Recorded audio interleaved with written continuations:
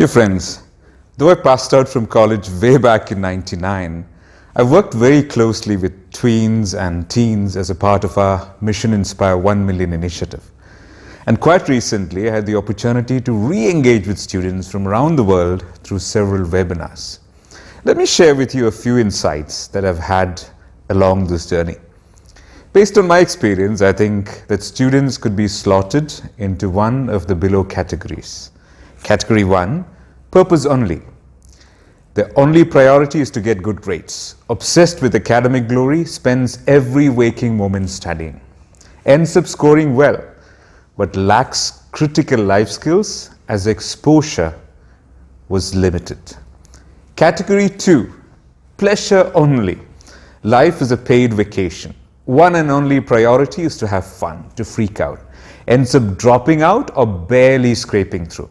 Less than 10% of the time is spent on studies, that too grudgingly. Category 3, purpose followed by meaningful pleasure.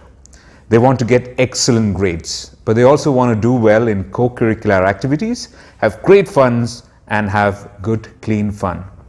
They spend around 70% time on studies and the rest for their meaningful pursuits. It goes without saying as to who succeeds in the long run. But what do you think? Category 1 gets to enter the best colleges and gets into choicest organizations. But then things start getting harder.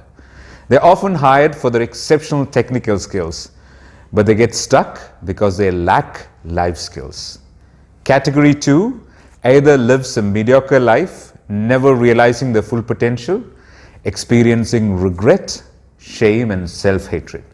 Or in some cases, they go through severe struggles later in life and gets back on track.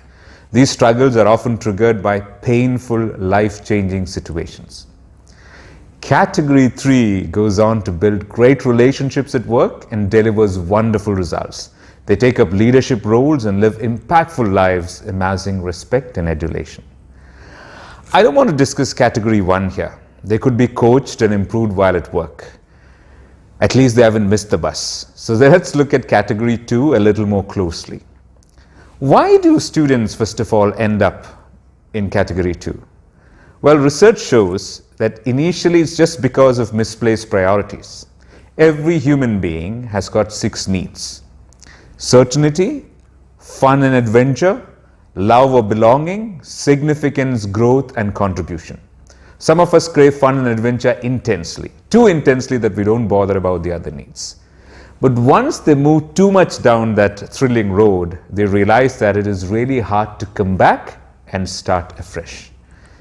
This lack of confidence and anxiety combined will motivate them to then use pleasure seeking as an escape mechanism.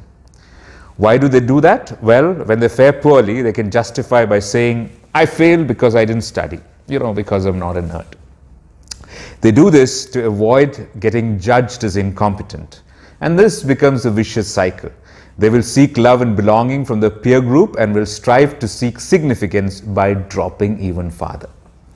The problem is that they go so deep down the hole that they fail to satisfy the needs for certainty, growth, and contribution forever. Another crippling danger is the everlasting effect on their self-image. Once they start deeming themselves as slackers, the belief becomes a life trap.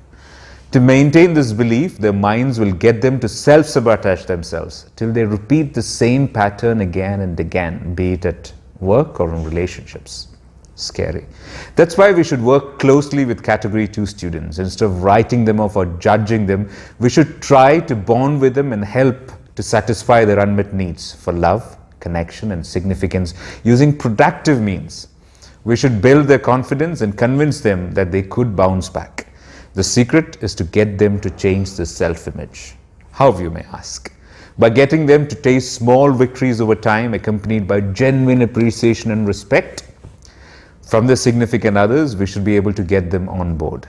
And once we succeed in changing their self-image, even by a trifle, they'll automatically follow the track back.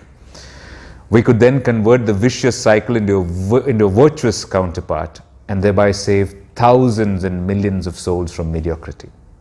Shall we?